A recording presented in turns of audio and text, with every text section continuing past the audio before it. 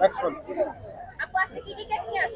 আজকে হচ্ছে কি আপু চকলেট, তারপর হচ্ছে বাটার স্কচ, তারপর হচ্ছে স্ট্রবেরি, তারপর হচ্ছে ব্লুবেরি, তারপর হচ্ছে রসমালাই, রেড ভেলভেট, আর এই যে এটা হচ্ছে বাজার নতুন আসছে আপু।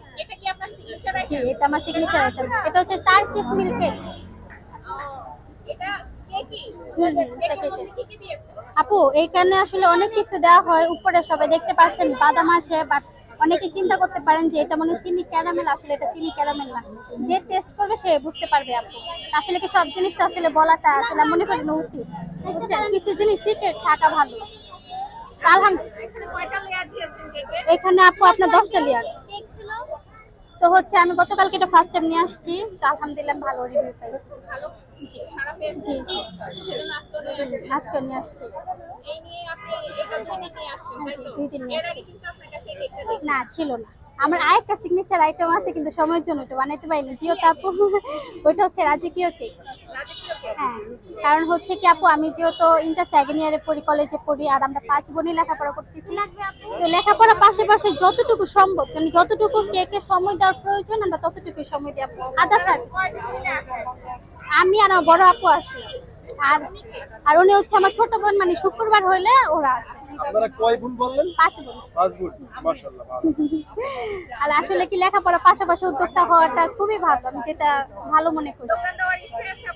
ইনশাআল্লাহ আপু, আমার একদিন মানে এই ব্যবসাটা নিয়ে আমার একদিন অনেক বড় হওয়ার ইচ্ছা আছে, যেটার জন্য আজকে আমার এই কষ্ট।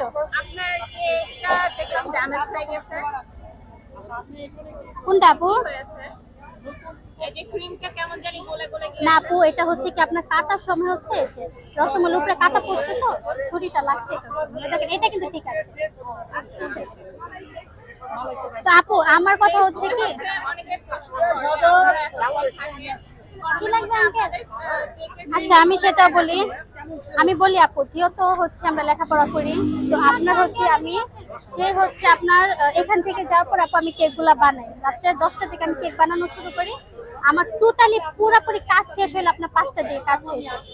তো হচ্ছে এই কেকটা আমি যত ভালো ফ্রিজিং করতে পারবো তত ভালো আমি বাহিরে রাখতে পারবো। বানিয়ে রাখি আপনার ফ্রিজিং হয়, মানে যখন আমি এখানে আসি তারপর আমি নিয়ে আসি।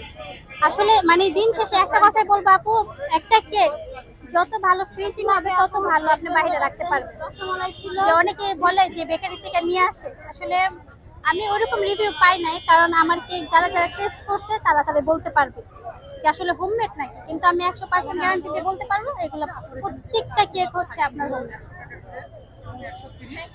Thank you.